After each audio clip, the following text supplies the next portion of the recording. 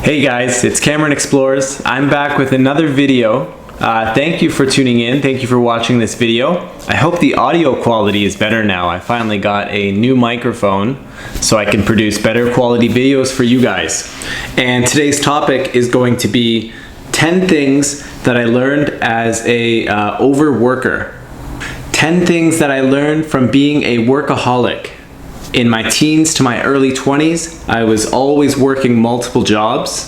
I always had multiple jobs, multiple sources of income on the go, even while I was in school.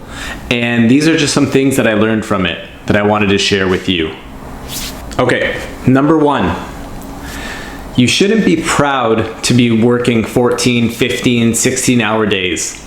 This is mentally straining on your body, on your mental health, on your sleep, on your eating schedule.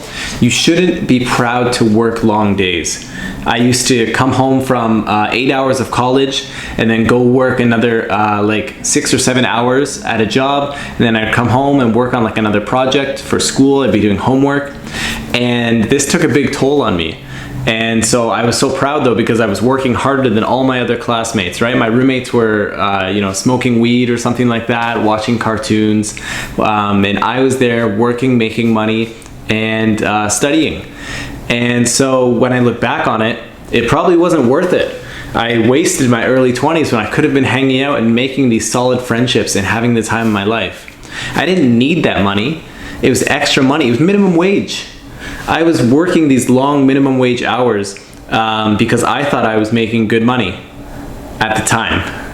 And so I encourage you, if you're in your teens or early 20s, don't settle for minimum wage. Don't overwork yourself for a minimum wage job for a company that you're going to leave in a couple years. Your late teens, your early 20s are such an important time in your life, so really cherish those moments and don't spend it overworking.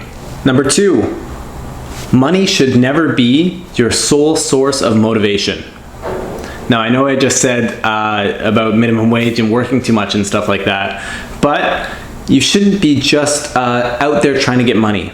You should be out there trying to find a passion, something that you love to do, and the money will come along the way. So if you're making, $100,000, if you're making 6 figures, but you hate your job, someone who's making $30,000 or $40,000 is going to have a much better life than you because they're happy with what they do every day. Number 3, and so this is to compare yourself with yourself from yesterday. So one of the most common things I do is compare myself to other 25-year-olds. See how I'm stacking up, how against my friends, against other people in my town or my city. How are they doing at my age? How are these famous YouTubers doing at my age? Comparing yourself to these other people your age. And that's one of the worst habits you can do. I think one of the better things I learned to do recently is to compare myself of how I was doing yesterday, how I was doing last week or last month. It's a harder comparison to make, but if you think you're in a better spot now than where you were last year, that's great. That's what you need to be thinking about. Number 4, keeping track of everything you do. So this one greatly helped me. When I wake up in the morning, I usually check my phone and I think about what I'm going to be doing for the day. Like, I think I have a list of tasks that I need to be doing for the day. So you can get an app, you can write it down, you can tell someone, and as long as you do that, you're obligated to complete those tasks. My girlfriend asks me every morning, what are you going to do today? I say, I have this plan, this plan, this plan, this planned, and I'm going to try and complete it before the end of the day. And I think it's really helped me stay on schedule and focus on my ability and what I need to get done every day. That way I'm not just wasting my time. Number 5, set long-term goals. Now, what I mean by this one is look 5 years in the future. It's one of the most common questions employers ask you is, where do you see yourself in 5 years? And so you really want to think about it, right? Where do you picture yourself in 5 years? Where do you want to be in 5 years? And what are the steps to get there? Okay, so in 5 years, if you haven't seen my previous videos, in 5 years I want to have $300,000 in my bank account. And I'm going to use that money to put a down payment on a house. So if you haven't seen that video, be sure to check it out. It's on my channel. You can like and subscribe while you're at it. That'd be awesome. But I'm going to be remaking that video now that I have a better quality microphone. So if you just hit subscribe, you'll be able to see that in the future. By the way, the Shopify store is coming along great. It's beautiful. I love it so far. All right, number 6. Number 6 is all about execution. Execution over planning. I know in college I had all these dreams. I wanted to work in a wedding company, in a film studio. I wanted to be a director. I wanted to do all this stuff, but I didn't quite know how to execute it. You know, I just love planning. I love the idea of thinking I could do all these things, but I didn't know how to take the steps to execute it. So execution is such a crucial step, and you got to see how you can execute your plan. Number 7. Spend time where it matters the most. If you're building a website, building a business, you don't need to worry about the icons, the font style, the colors. All that comes later. Worry about your product, worry about the things that matters the most, how you're going to generate revenue, things like that, okay?